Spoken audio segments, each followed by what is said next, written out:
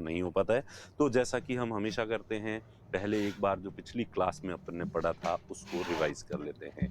पिछली क्लास में आर्टिकल 29 और आर्टिकल 30 और 31 को पढ़ा था, 3 आर्टिकल पढ़े थे, तो उनको रिवाइज कर देते हैं। शॉर्ट के अंदर 5 मिनट लगते हैं रिवीजन में। प्लीज़ आप स्किप मत करना इस रिवीजन को, क्योंकि जितनी बार सुनोगे, ज़्यादा बार सुनी हुई बात और ज़्यादा दिमाग में गहरे तक बैठ जाती है। और ये तो सबकी दिक्कत होती है कि पढ़ते हैं और फिर भूल जाते हैं। मैं भी भूल जाता हूँ, पढ़ता हूँ और फिर भूल जाता हूँ। इतने साल हो गए हैं, इतना आपको लोगों को पढ़ाते हुए, खुद पढ़े हैं। तो स्टडी का अगर ये पॉलिटी पढ़ने का क्रम देखें तो 1997 में बीएससी की थी और उसके बाद से कॉम्पिटिटिव एग्जाम्स की तैयारी शुरू की थी, तो उसके बाद वो 23 साल हो गए। और जिन चीज़ों को 23 सालों से पढ़ते आ रहे हैं ये भी भूल जाते हैं, और आपकी ये जो क्लास लेनी होती है उससे पहले जो हमें खुद रिवाइज करना पड़ता है कि वो चीज़ें याद आती है या नहीं आती, और उसमें भी कई चीज़ें फिर भी हम जो है वो भूल जाते हैं। तो इसलिए आप तो अभी नए नए हैं, जुम्मन 4 दिन हुए हैं तैयारी शुरू किए हुए, तो इस वजह से आप प्लीज़ इसको स्किप न करें और रिवीजन को तो पक्का ही वापस जो है वो देखें, क्योंकि ये बहुत कम समय में जो है वो हो जाता है। तो अपन ने देखा अपन ये आर्टिकल 2 जो लास्ट वाले थे यही रिवाइज करेंगे। आर्टिकल 29 में ये कहा गया है कि protection of interests of minority, अल्पसंख्यकों के अधिकारों का संरक्षण। नाम तो अल्पसंख्यक दिया गया, लेकिन सुप्रीम कोर्ट ने डिसीजन दिया है कि आर्टिकल 29 जो है वो माइनॉरिटी के साथ साथ मेजोरिटी को भी उपलब्ध है। तो इसमें है कि भारत के राज्य क्षेत्र में रहने वाले, इंडियन जो टेरिटरी है उसमें रहने वाले जो लोग हैं, नागरिक, कौन नागरिक, तो आर्टिकल 29 और 30 दोनों ही जो है इंडियन सिटीजन्स के लिए हैं। तो ये नागरिक जो हैं अपनी संस्कृति, कल्चर, लैंग्वेज, भाषा और लिपि, स्क्रिप्ट, इसको प्रोटेक्ट करने के लिए जो है, जो अपनी तरफ से जो भी उपाय करना चाहे उनको प्रोटेक्ट कर सकते हैं, संरक्षण कर सकते हैं। और उसके बाद एक तो ये था, और दूसरा था, चूंकि इस राइट का जो नाम है वो कल्चर एंड एजुकेशन राइट जो है वो नाम था, तो शिक्षा और संस्कृति दोनों था। तो शिक्षा के लिए क्या था कि जो भी शिक्षण संस्था है और स्टेट से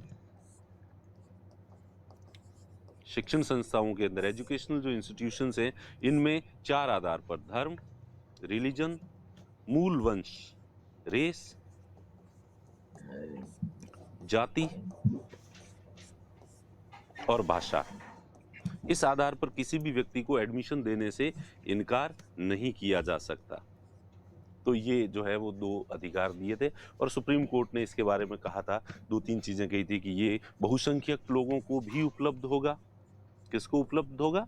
बहुसंख्यक लोग जो हैं उनको भी उपलब्ध होगा। दूसरा, इसके लिए आंदोलन किया जा सकता है, आंदोलन का अधिकार भी एक तरह से फंडामेंटल राइट है। और तीसरा, राजनेता अगर इससे रिलेटेड कोई चुनावों में किसी भी व्यक्ति को एडमिशन देने से इनकार नहीं किया जा सकता।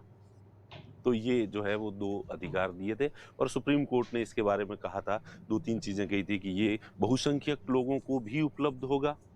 किसको उपलब्ध होगा? बहुसंख्यक लोग जो हैं उनको भी उपलब्ध होगा।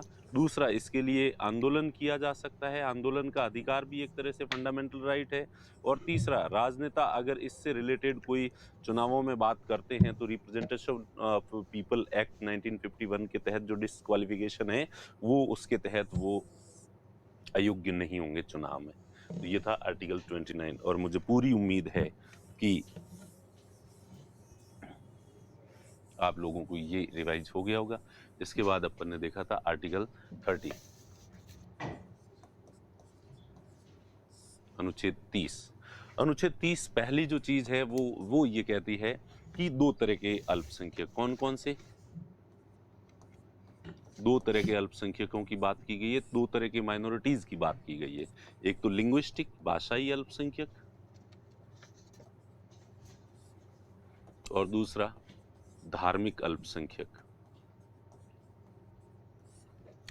तो अल्पसंख्यक कितने तरह के बताए गए हैं हमारे कॉन्स्टिट्यूशन में आर्टिकल 30 में? भाषाई और धार्मिक, लिंग्विस्टिक एंड रिलीजियस माइनॉरिटीज जो है ये अपनी रुचि की शिक्षण संस्थाएं स्टैब्लिश कर सकते हैं। क्या कर सकते हैं?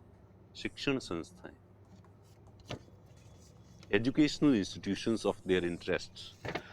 Linguistic and religious minorities can establish and administer educational institutions of their interest, their choice, अपनी choice की, और इसकी स्थापित भी कर सकते हैं, इनकी स्थापना भी कर सकते हैं, और इनका जो देख रेख है, प्रशासन है, एडमिनिस्ट्रेशन, दोनों खुद जो है वो देख सकते हैं। ये तो था 31 और 31A, ये एक आर्टिकल अलग से है जो कि क्षतिपूर्ति, अगर इनकी संपत्ति से रिलेटेड है, अगर इनकी संपत्ति का एजुकेशनल इंस्टीट्यूशंस हैं, इस प्रॉपर्टी का अधिग्रहण किया जाता है, गवर्नमेंट अगर उसे एक्वायर करती है, क्या करती है गवर्नमेंट? एक्वायर करती है, अधिग्रहण किया जाता है, तो क्षतिपूर्ति जो है, इन्हें कंपेंसेशन, क्या कंपेंसेशन पूरा का पूरा दिया जाएगा। ये जिस तरह से कि भाई दूसरे जो प्रॉपर्टी एक्वायर करती है और गवर्नमेंट पूरा कंपेंसेशन देने के लिए बाउंड नहीं है, वैसे इसमें लागू नहीं होगा। और ये जब 44th कॉन्स्टिट्यूशन अमेंडमेंट से फंडामेंटल राइट टू प्रॉपर्टी को फंडामेंटल राइट से हटाया गया था, तो ये प्रोविजन जो है वो रखा गया था। और इसके बाद में राज्य जब भी एजुकेशनल इंस्टीट्यूशंस को फाइनेंशियल सपोर्ट करेगा, वित्तीय सहायता देगा, तो इनके साथ किसी तरह का भेदभाव नहीं किया जाएगा, नो डिस्क्रिमिनेशन।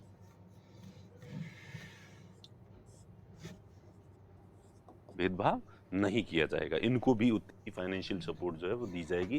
तो ये सीधा सीधा है, और इनमें से बेसिक्स भी आपको याद रह जाए तो बहुत अच्छी बात है। और कंपेयर करके देखना, देखें अभी आज बैठ के देखना, आपने जो पहले दूसरे तीसरे चैप्टर में पढ़ा था वो सारी चीज़ें एग्जैक्टली याद है या नहीं है।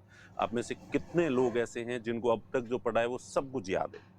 एक भी चीज़ ऐसी नहीं है सर जो मुझे याद नहीं है। जो पढ़ाया है उसकी उम्मीद कर रहा हूँ मैं अभी तो आपसे, बाद में ये उम्मीद करूंगा कि और एडिशनल चीज़ें भी आप जो है वो याद करें। तो मेरे ख्याल से जो है, तो अब ये हो गया आर्टिकल 30, उसके बाद जो है आर्टिकल 31। आर्टिकल 31 जो है वो राइट टू प्रॉपर्टी था, लेकिन ये जो भी था इसको ले जाके कहाँ डाल दिया गया है? आर्टिकल 300A में। और अब ये एक संवैधानिक अधिकार है। It is no more fundamental right, now it is a constitutional right, संवैधानिक अधिकार। ठीक है, तो अधिकार मैंने शुरू में बताए थे 3 तरह के होते हैं। जो आर्टिकल 3 में भाग 3 में जो दिए हुए हैं वो अधिकार जो है वो फंडामेंटल राइट है। इसके अलावा कॉन्स्टिट्यूशन के किसी भी हिस्से में दिए हुए हैं वो कॉन्स्टिट्यूशनल राइट्स हैं। और इसके अलावा पार्लियामेंट कोई एक्ट पास करके आपको अधिकार देती है, जैसे पार्लियामेंट ने कहा है कि नरेगा एक्ट पास किया और कहा कि 100 दिन का रोजगार सभी लोगों को दिया जाएगा, जो भी ग्रामीण क्षेत्र में रहने वाले लोग हैं उनको दिया जाएगा, तो ये आपका लीगल राइट है, विधिक अधिकार है। तो 3 तरह के अधिकार जो होते हैं। उसके बाद आर्टिकल 31A में है कि किसी की भी संपत्ति का अधिग्रहण किया जा सकता है। ठीक है, गवर्नमेंट चाहे तो किसी भी जनहित में, जनता के हित में गवर्नमेंट को लगता है कि अंबानी और अडानी की संपत्ति छीन लेनी चाहिए, उनके बिजनेस का नेशनलाइजेशन किया जाना चाहिए, तो किया जा सकता है। सरकार के पास पूरी अथॉरिटी है, पूरा पावर है। और आर्टिकल 31B में है 9वीं अनुसूची, 9th शेड्यूल। अगर किसी चीज़ को जो है 9th शेड्यूल में रख दिया जाएगा तो उसका जुडिशियल रिव्यू नहीं किया जा सकता। वो जनहित से संबंधित ये अधिग्रहण के और जो भी किए जाते हैं, नेशनलाइजेशन किया जाता है, और फिर इनको करने के लिए या और भी किसी जनहित के उद्देश्य से कोई लॉ बनाया जाता है और उसे 9th शेड्यूल में रखा जाता है। और फिर आर्टिकल 31C वगैरह ये आप बाद में जो है वो पढ़ेंगे। तो मेरे ख्याल से ये हो गया कंप्लीट, रिवीजन हो गया। अब अपन पढ़ते हैं